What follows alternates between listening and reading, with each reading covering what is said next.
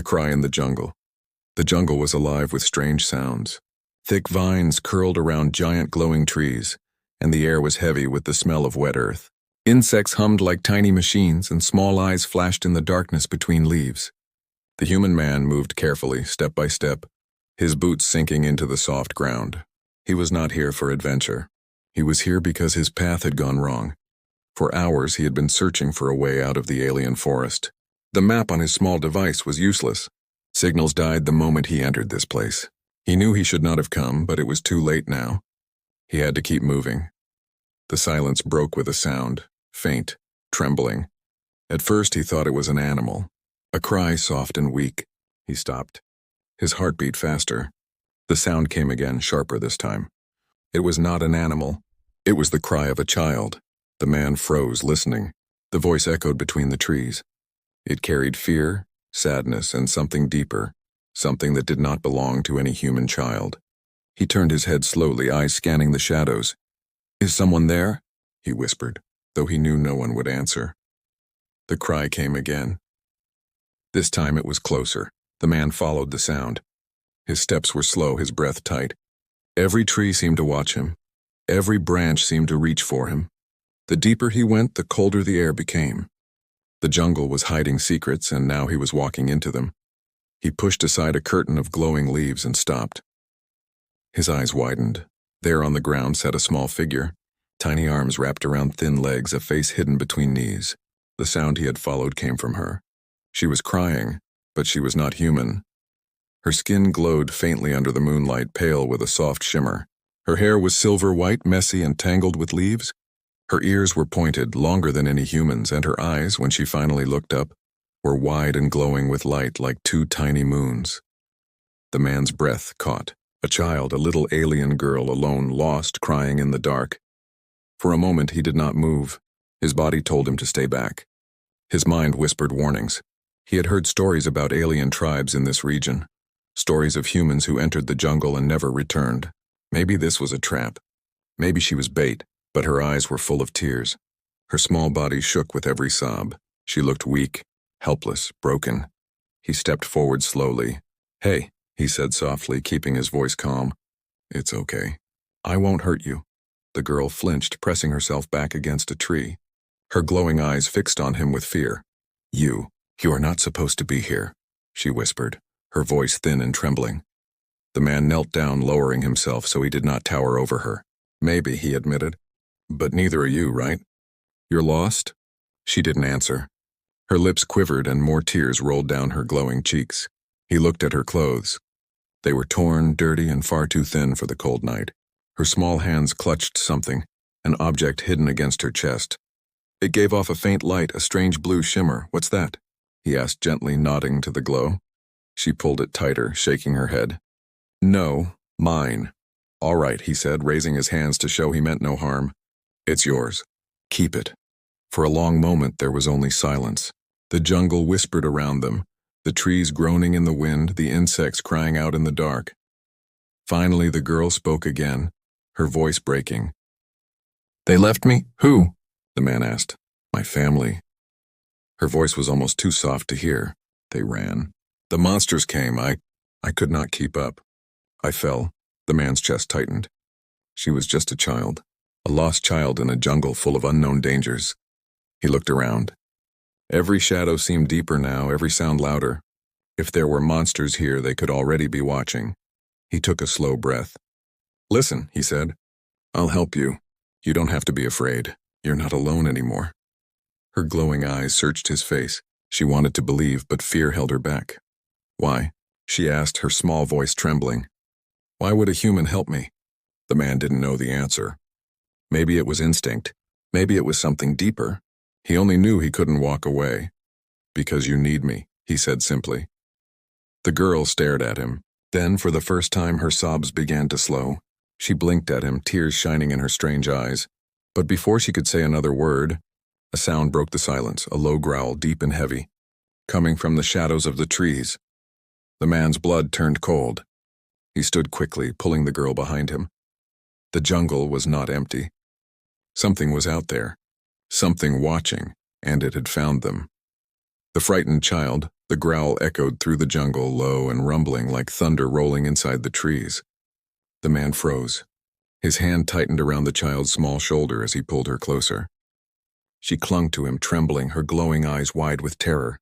The sound came again, closer this time. Branches snapped in the shadows. Something heavy moved in the dark. "Stay behind me," the man whispered, his voice steady even though his heart pounded in his chest. The girl's small fingers dug into his arm. "It's here," she breathed. "The monster. It followed me." The man scanned the trees, every muscle tense. He had no weapon, no plan, only his fists and his courage. The glow of strange plants lit the jungle floor, but beyond the trees the darkness was complete. Then, two eyes appeared, red, glowing, unblinking. The creature stepped forward. Its body was huge, covered in scales that shimmered like wet stone.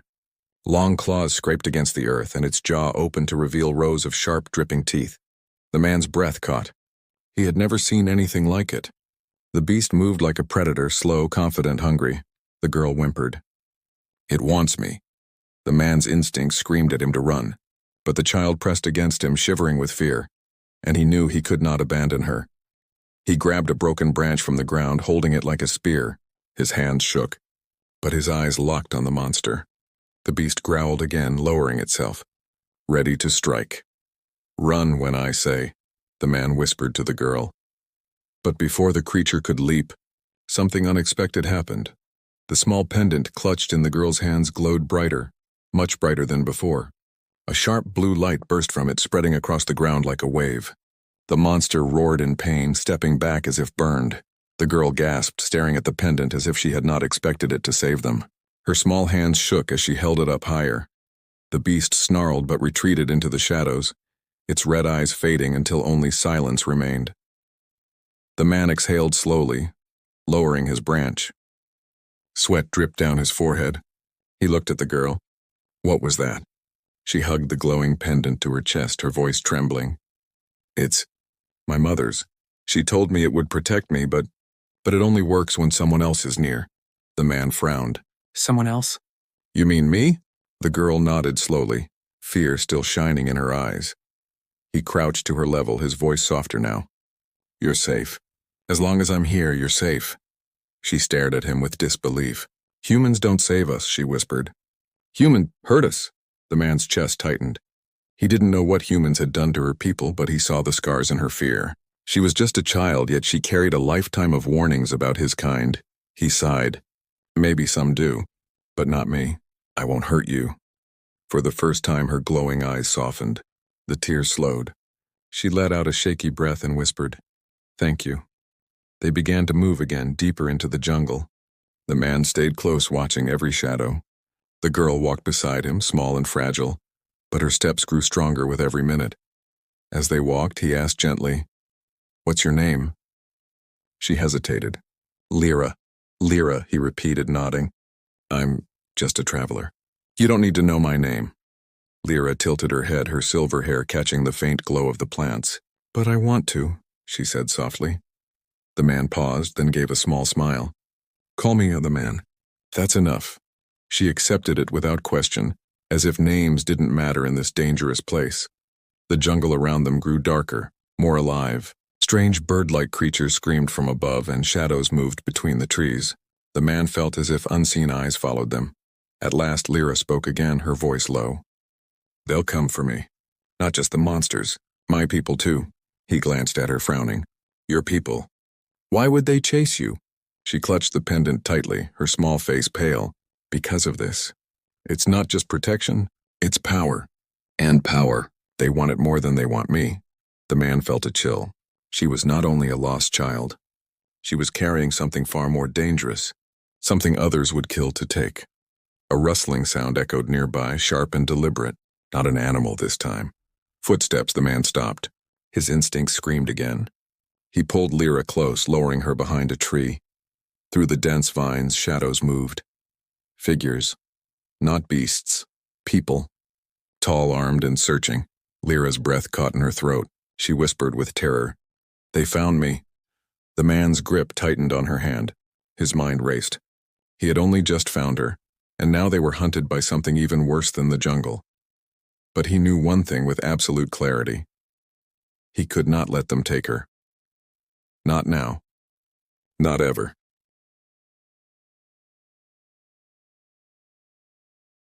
The jungle's secret. The figures in the jungle moved slowly, their shapes hidden by thick vines and glowing mist. The man pulled Lyra closer, pressing a finger to his lips. Her glowing eyes trembled with fear, but she obeyed. The sound of footsteps grew louder. Voices spoke in a strange tongue, sharp and harsh like the crack of stone. Lyra gripped the pendant against her chest, whispering, "They want this. They will never stop." The man leaned closer. "Who are they?" She shook her head quickly. "Not family. Not protectors, hunters. They take what is not theirs. If they see you with me, they will kill you." The man frowned. He had entered the jungle by accident, but now he understood. This place was not just dangerous because of monsters. It was a battlefield of secrets. He whispered, "Stay behind me. Don't move." The hunters passed only a few trees away. Their armor shimmered like liquid metal, their faces hidden by masks that glowed faintly with red light. Long spears hung in their hands, sharp and humming with strange energy. One stopped suddenly, sniffing the air. The man held his breath. Then a sound cut the silence, a cry of a bird-like beast deeper in the forest. The hunter turned and continued forward, leaving the man and Lyra hidden in the shadows.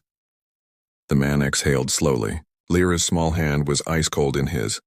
"They will find us," she whispered. "They always do." The man crouched, looking into her eyes. "Then we stay ahead of them. But I need to know, Lyra, why is that pendant so important?" Her lips trembled, but she finally answered. "It is not only light. It is a key." "A key?" She nodded. "It leads to the old place. The place of my people, where power sleeps. My mother told me, never let it fall into wrong hands." The man felt a chill run down his spine. A child carrying a secret powerful enough to draw hunters into this deadly jungle? This was bigger than he imagined. Before he could ask more, the ground shook beneath them. A low rumble spread through the earth, shaking the roots and trees. Birds shrieked and flew into the sky. "What now?" the man muttered. Lyra's face went pale. "The jungle? It is angry." From the distance, a roar exploded, louder than thunder. The trees bent as if something massive was moving between them. The man grabbed Lyra's hand. "We move. Now." They ran through the glowing undergrowth, branches slashing at their faces, vines wrapping around their legs. Behind them, heavy footsteps crashed through the forest. The hunters were chasing. The man pushed forward, his lungs burning. Lyra stumbled, but he lifted her into his arms, running faster. Her small body shook against him, but she clung tightly, whispering over and over, "Don't stop. Don't stop." Finally, they reached a clearing. In the center stood a giant stone structure, half buried under roots and vines. It looked ancient, older than the jungle itself. Strange symbols glowed faintly across its surface. The man stopped, staring. "What is this?" Lyra's pendant pulsed with light, brighter than ever before. The symbols on the stone answered, glowing in rhythm. "This is the old place," Lyra whispered. "The secret of my people. The jungle protects it. That's why the monsters come. That's why the hunters want me." The man's eyes narrowed. He had only wanted to survive this forest, but now he stood at the center of something far greater. Before he could think further, a voice shouted from behind. The hunters burst into the clearing, weapons raised. The man tightened his grip on Lyra. "Stay behind me," he said firmly. The hunters moved closer, their glowing masks reflecting the blue light of the pendant. One pointed his spear. "The child belongs to us. Give her, human, and we may let you live." The man felt anger burn in his chest. He looked at Lyra, small, frightened, holding on to him as if he was her only shield. "No," he said, his voice steady. "You'll have to go through me." The hunters laughed, their voices cold and cruel. They moved forward, but as they did, the ground shook again. The ancient stone began to glow brighter, symbols sparking like fire. Lyra gasped. "It's waking." The hunters froze, staring at the stone. Fear flickered in their glowing eyes. The man shielded Lyra as the ground split open with a roar. From beneath the roots, a massive shape began to rise, stone and earth shifting, forming into something alive. The jungle itself had awakened. The hunters stepped back in panic. One shouted, "It cannot be. The Guardian." The man pulled Lyra closer, his heart pounding. Whatever this thing was, it was here to protect something. Maybe her. Maybe the secret she carried. The girl's pendant blazed like a star. She whispered, "It chose you." It answers to your blood. The man stared at her, shocked. What do you mean, my blood? But before she could explain, the guardian's giant eyes opened, glowing like fire in the night. The jungle roared with power, and the man realized the secret of this place was no longer just hers. It was his too. The hunters in the dark, the guardian's roar rolled across the jungle like a storm. Trees shook and the ground trembled beneath its massive weight. The stone creature rose fully from the earth, its body made of rock, roots, and glowing veins of energy that pulsed like fire. The hunters froze. For the first time, their cruel voices turned to whispers of fear. One stepped back, his spear shaking in his hand. It cannot be, he muttered. The guardian only wakes when the blood calls. The man stood in front of Lyra, his arms stretched protectively. He could feel her trembling behind him, clutching the pendant tight. The guardian's fiery eyes locked on him. The man's chest tightened. He wasn't sure if the creature saw him as an enemy or an ally. The hunters, however, moved fast. They spread out, circling the clearing, their glowing masks reflecting the light of the guardian. Their leader pointed a long spear at the man. "Give us the child," the leader demanded. "You do not understand what you are holding. The pendant is not for you. The guardian will crush you if you resist." The man clenched his fists. "Then let's find out." The guardian shifted, releasing another roar that made the hunters stumble.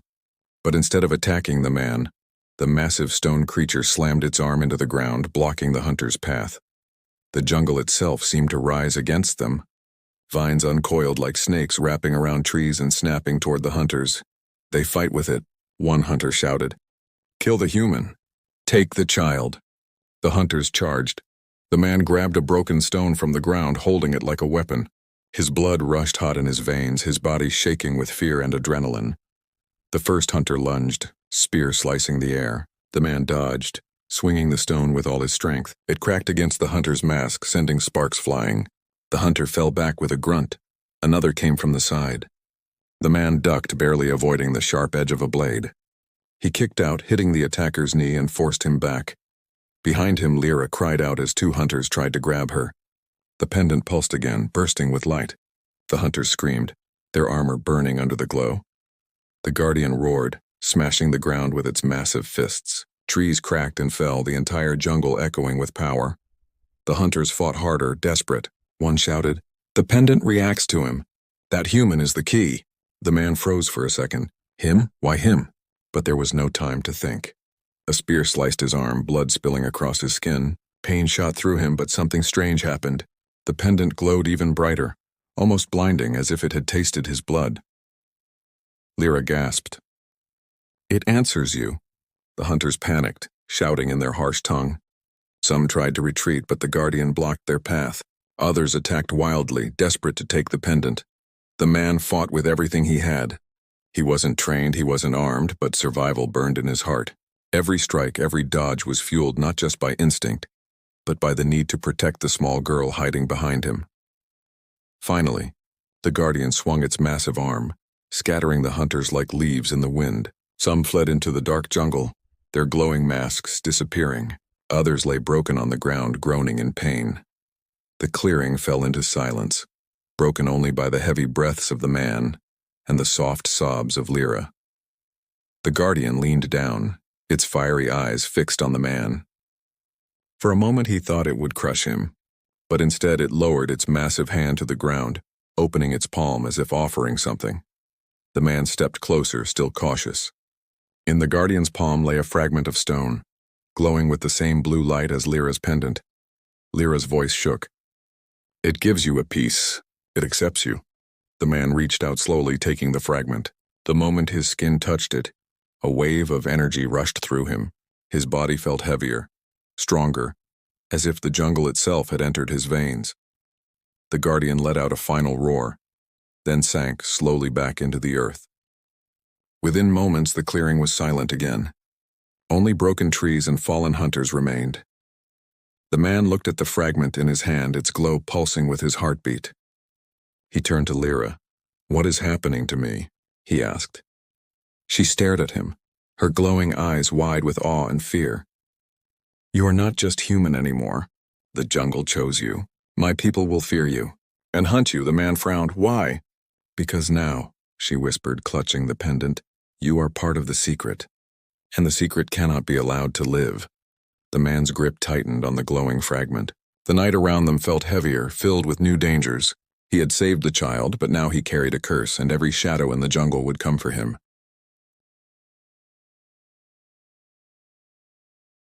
The choice that changed everything. The jungle was quiet now, but it was not peace. It was the silence of something waiting. Broken trees lay across the ground, and the bodies of fallen hunters twitched weakly in the shadows. The man stood in the center of the clearing, the glowing stone fragment pulsing in his hand, its light matching the beat of his heart.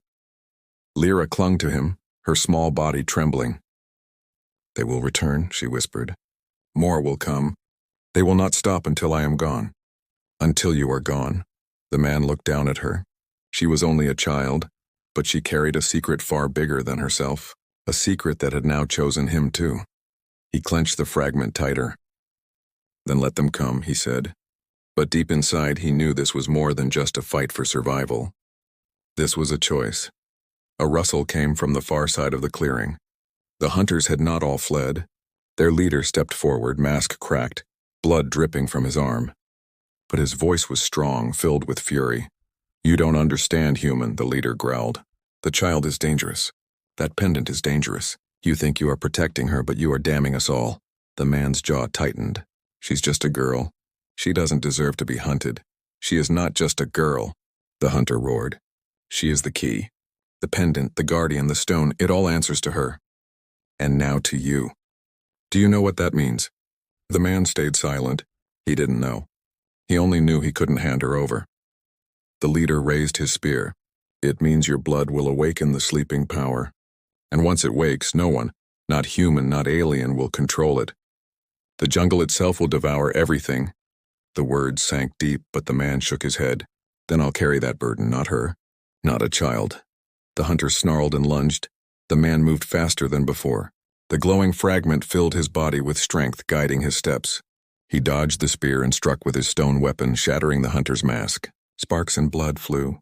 The leader fell to the ground, groaning in defeat.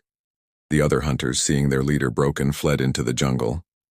Their red masks disappeared one by one, leaving only the sound of the wind. Silence returned. Lyra stepped forward, staring at the fallen leader. "He was right about one thing," she whispered. "The jungle power. It will change you." The man looked at his hand. The glowing fragment pulsed stronger now, brighter, almost alive. His veins glowed faintly beneath his skin. He felt strength, but also something dangerous. He turned to Lyra. "Then I need to choose. Do I keep this? Or destroy it?" Her eyes filled with tears. "If you destroy it, my people will lose their last hope. If you keep it, you will never live in peace. Either way, the choice is yours." The man looked at the pendant in her small hands, then at the fragment in his. Two pieces of the same secret. Power that could save or destroy. He took a deep breath. "Then listen, Lyra, I won't destroy it. And I won't give it to them. I'll protect it. Protect you. Whatever it takes." Lyra's tears fell, but a small smile touched her lips. Then everything changes. The jungle suddenly shifted. The trees seemed to lean closer, the ground humming as if alive. The guardian's presence lingered, though it had returned to the earth. The jungle had accepted his choice. The man knelt, placing a hand on Lyra's shoulder. "You are not alone anymore. As long as I breathe, no one will take you." Her glowing eyes met his. For the first time they held trust. But in the distance, far beyond the trees, another sound rose. A horn, loud and heavy, echoing through the forest. It was not just hunters. It was an army. Lyra's smile faded. "They are coming!" The man stood tall, gripping the fragment, his eyes hard. The jungle whispered around him, vines shifting like living things. "They can come," he said firmly. "Let them come. I'll be ready." The wind carried his words, and the jungle seemed to answer with a low rumble of power. The man was no longer just a lost traveler. He was part of the secret, the protector of a child, the chosen of the jungle, and his choice had changed everything.